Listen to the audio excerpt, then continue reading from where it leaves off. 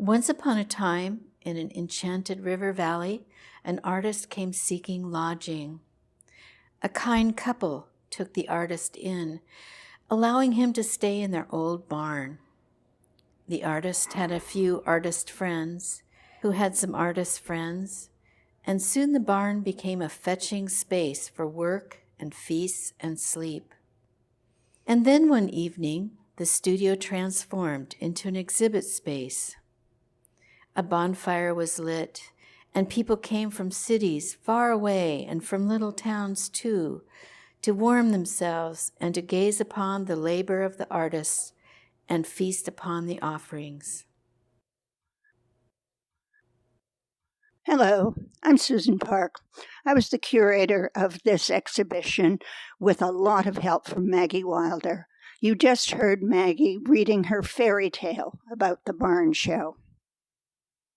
Levon Newell's barn, which was also John Simon's home and studio, was the site of an extraordinary annual art event in the valley.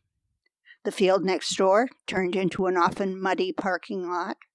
The barn was jam-packed with art and artists, friends and patrons, marvelous food and conversation, and fine art.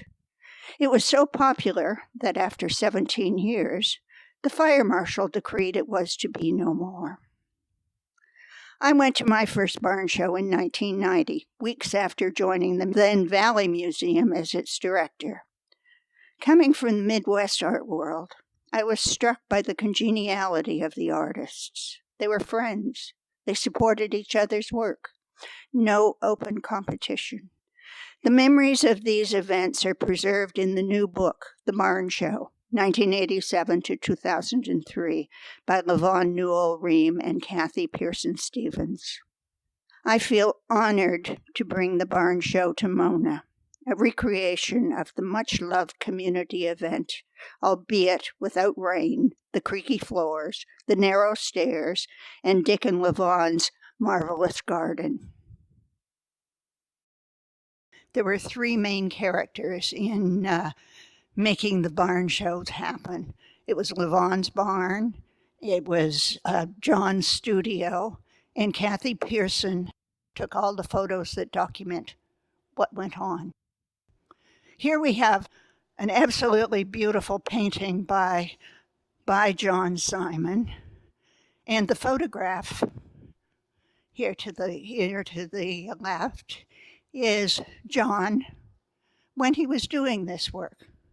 And back here we have some pieces of John's that I have always loved. One of them is in the Mona collection, and the other two come from private collectors. These pieces are called forestals. I will just say about John's participation in the barn shows were, I believe he was so generous to take down his studio every year and share it with the community of artists that were here. And, he always hung the show with a variety of friends. Levon's not only experimented with a lot of styles, but a lot of different mediums as well. And she's been a photographer. I believe she's done ceramics. Okay, we've talked about the important characters in barn show history. Levon provided the venue, John Simon selected the shows, and Cathy Stevens documented the events and the artists with their photography. Her fine work is throughout this exhibition, with the show announcements, playful and serious versions, in individual, group, and artist portraits. However, she did not photograph herself. The portrait to the left was taken by her nephew, Joe Miller. And in the section 2, we have photographs by Cathy of her good friend Gray Foster and Guy, and a number of photos of Guy Anderson and Clayton and John Simon and Levon. You're going to see these people either in their own portraits or certainly represented by their work in the rest of the exhibition. Joel Brock, longtime resident of the Valley in the Bow Edison area, was first known for his Skagit landscapes.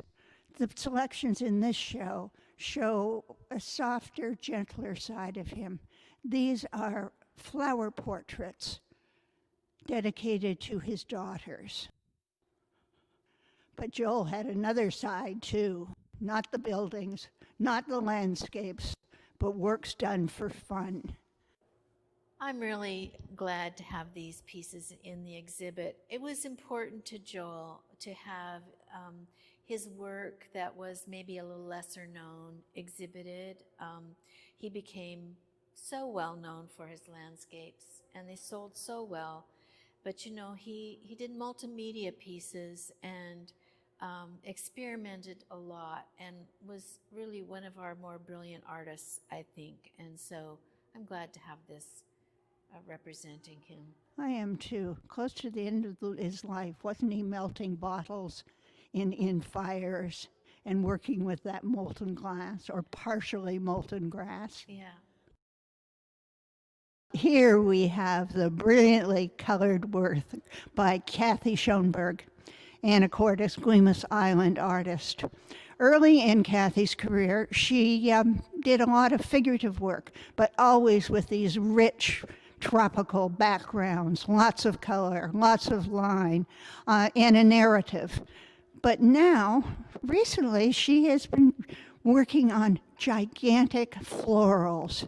I mean, you can just see right into the eye of that poppy. But they're not truly representational, but they are gorgeous. She also now has been doing some work that's a little reminiscent of Aboriginal people. These are drawings on paper, on board. These pieces are just really great representations of Cathy's career.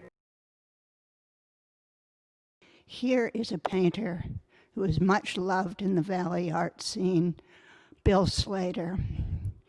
Bill came to the Northwest because Tom Robbins, the author, liked it here. Bill thought he was going to be a writer. Fortunately for us, he turns his attention to painting, and often large-scale painting.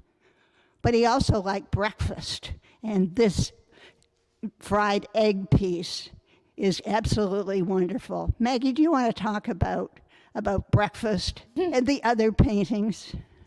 Well, Bill, you know, had a burgeoning career in New York before he came out here, and I think Tom has said that had he stayed, we would have all heard his name from the East Coast, not from the West Coast. So he left that potential career to come out and make a home in the marshland of Skagit Valley.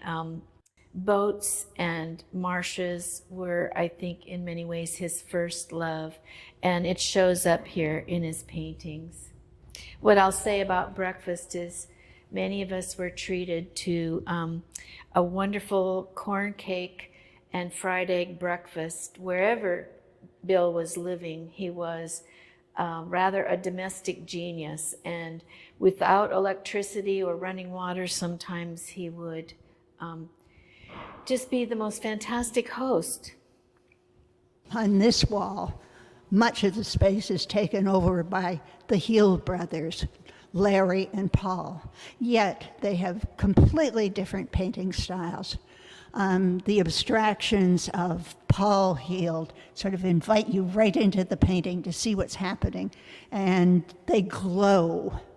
Larry Heel spent much of his career in California, but came back to live in the Valley close to the end of his life. His work's very, very different from Paul's. We have these sort of scenes within a scene within a scene. He definitely, I would call Paul's work a rather abstract, maybe abstract expressionist, and Larry's work is kind of a magic realism or surrealism. That is a very good way of describing it. That or surreal. Shannon Kirby is a sculptor. She lives on Camino Island and was a good friend of John Simon, also a sculptor, and they really hit it off. And Shannon was part of the shows for many years. These are two bronzes of hers, and upstairs you'll see a mixed media piece that's very, very different. So she added a lot of liveliness to our shows.